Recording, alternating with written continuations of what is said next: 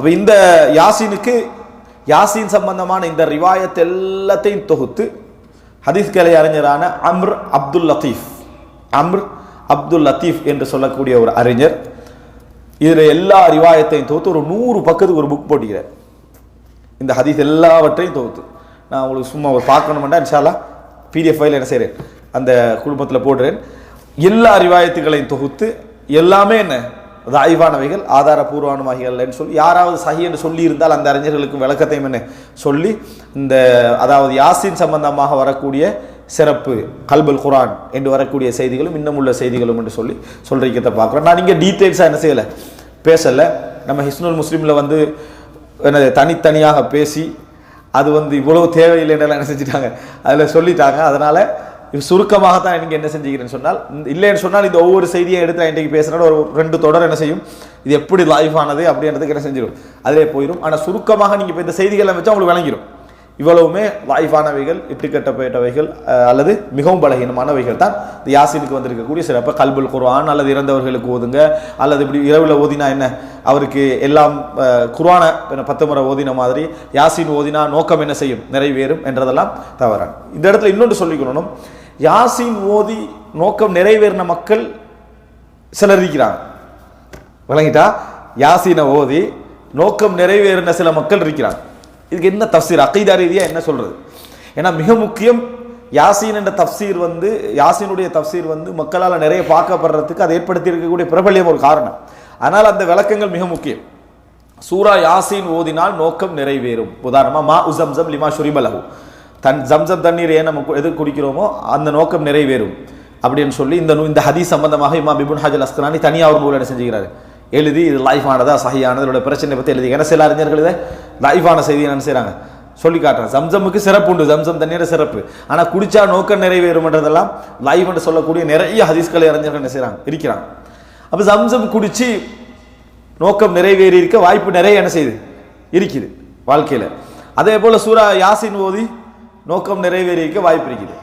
அப்போ நோக்கம் நிறைவேறிச்சுன்னா ஹதீஸ் சஹி, நோக்கம் நிறைவேறல எனவே ஹதீஸ் தஈஃப். இப்படி வந்தோம்னு சொன்னா ரூட் என்ன செஞ்சிடும் வேற பகுதியால் என்ன செஞ்சிடும் போயிடும். இந்த செய்திகளை எப்படி புரிஞ்சுக்கிறது? இப்போ நோக்கம் நிறைவேறும். இந்த ஹதீஸ் லைஃப் சைன் ஆகிறதுக்கு புதிய வழிமுறை என்ன? நம்ம வெத்தைய ஜம்ஸம் தண்ணியை குடிக்கிறது, நாளைக்கே நான் ஹஜ்ஜுக்கு போகணும் அப்படின்னு ஒருத்தர் செய்கிறார். டைமை கூட வச்சா எப்போ நிறைவேறும் இல்லையே.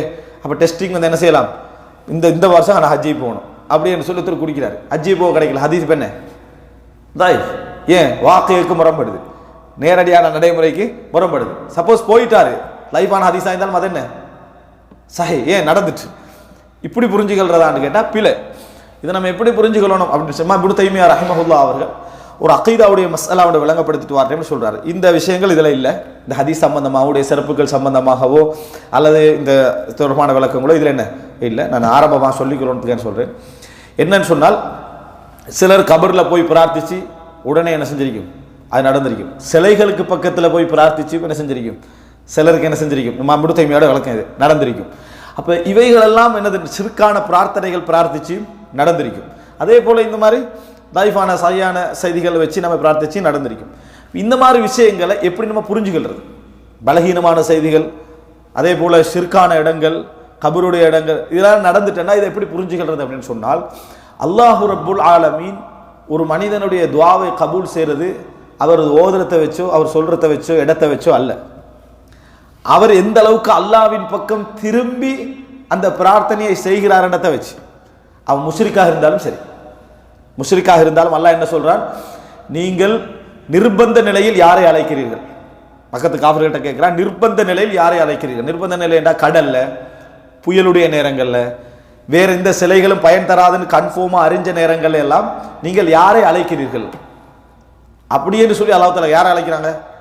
கடவுளே அப்படிதான் அழைக்கிறாங்க. கடவுளே ஓ கோட் இப்படித்தான் என்னது அழைக்கிறாங்க. கடல்ல இருந்து வந்தவர் தான் சிலை எல்லாத்தையும் பாதுகாக்கிறது. கடல்ல போற டைம்ல அந்த சிலை இருக்கும், உருவப்படம் எல்லாம் இருக்கும். அதை காப்பாத்திக்கல முடியாது அவங்களுக்கு தெரியும். அதனால யாரும் அதை போய் என்ன செய்யறது இல்லை கூப்பிடுறது. அந்த இடத்துல எல்லாமே கடவுளே கடவுளே தான் இருப்பாங்க. அந்த இடத்துல இஹ்லாஸான தாவுல்லாஹ முஹ்லிஸீன லஹுத்தீன் என்றாங்க. யாரு? காபிர்களுக்கு. முஹ்லிஸீன லஹுத்தீன, அல்லாஹ்வை இஹ்லாஸோடு அவர்கள் பிரார்த்திப்பார்கள். இந்த காபிர்கள் அல்லாஹ் தஆலா அவர்களை காப்பாற்றுவார், காப்பாற்றி கரையில கொண்டு வந்து சேர்த்துருவான். மறுபடியும் என்ன செய்வார்கள்? இணை வைப்பார்கள்னு சொல்றாங்க. ஏன் மறுபடியும் இணை வைக்கிறேன்னு சொன்னா அங்க கடவுளை எல்லாம் போய் மறுபடியும் சிலைகளுக்கெல்லாம் போய் என்னது பிரார்த்திக்க ஆரம்பிப்பார்கள். அப்ப அங்கே அல்லாஹ் தாலா கபூல் செய்யறார். இந்த கபூல் எதனால நடக்குதுன்னு சொன்னால் அல்லாஹ் தாலா தான் இந்த உலகத்துடைய கஷ்ட நஷ்டங்களுக்கெல்லாம் பொறுப்பானவன், உயர்வு அந்தஸ்துகளுக்கெல்லாம் பொறுப்பானவன் யாரு? அல்லாஹ் தாலா. அப்ப அல்லாஹ்வுற்றது ஒருத்தர் இஹ்லாஸான முறையில இறைவனை பிரார்த்திக்கிறார் சொன்னால் அவன் காஃபிராக இருந்தாலும் சரி அந்த இறைவன் பக்கம் திரும்புற அளவுக்கு இறைவன் என்ன செய்வான்?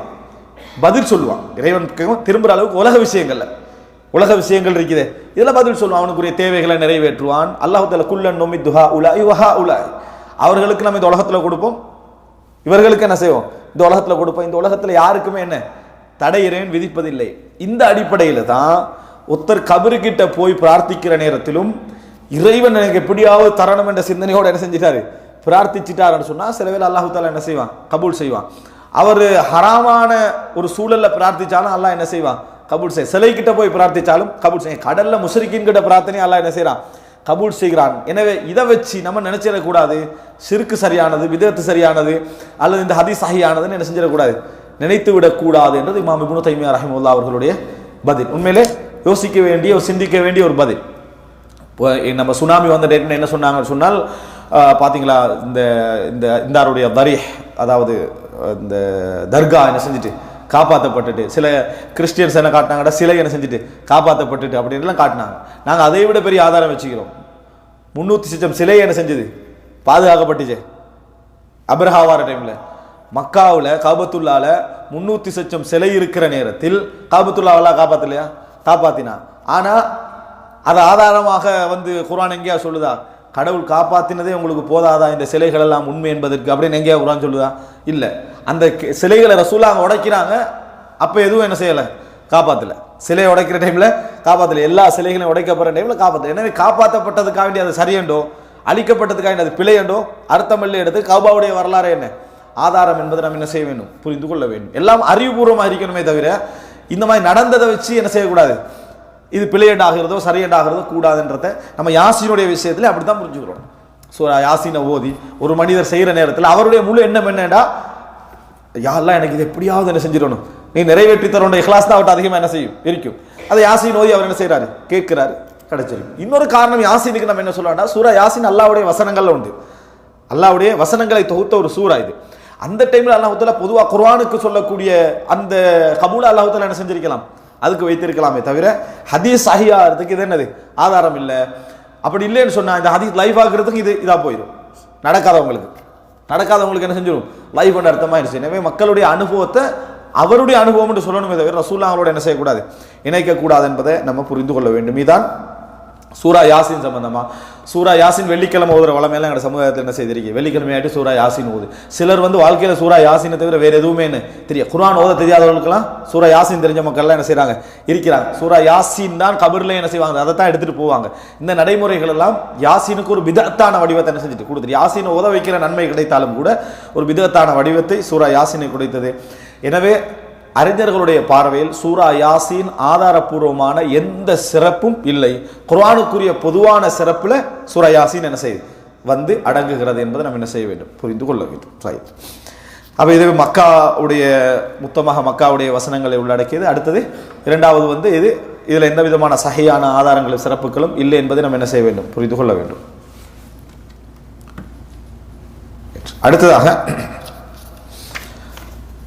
இவர் அதாவது முஹம்மது பின் சாலிஹ் அல் உஸைமீன் அவர்கள் வந்து பிஸ்மில்லாஹிர் ரஹ்மானிர் ரஹீம் இதற்கு வந்து ஒரு விளக்கம் சொல்றாரு. அது தேவை இல்லை, இன்ஷா அல்லாஹ் நம்ம பிஸ்மில்லாஹிர் ரஹ்மானிர் ரஹீம் என்ற இந்த ஏன்னா நீட்டமான ஒரு விளக்கம் நீங்க பார்க்கலாம். வந்து 4வது பக்கத்தில் இருந்து அப்படி போய்கொண்டே இருக்கும்.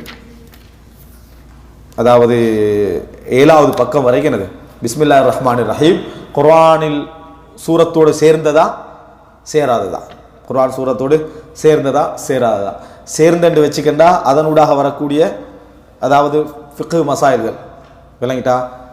பிஸ்மில்லாஹிர் ரஹ்மானிர் ரஹீம் ஒவ்வொரு சூரத்தோடையும் சேர்ந்ததுன்னு சொன்னால் சூரத்துல் ஃபாத்தியா என்ற இடத்துல பிஸ்மில்லாவும் சேர்ந்து என்ன செய்யும் வந்துடும்.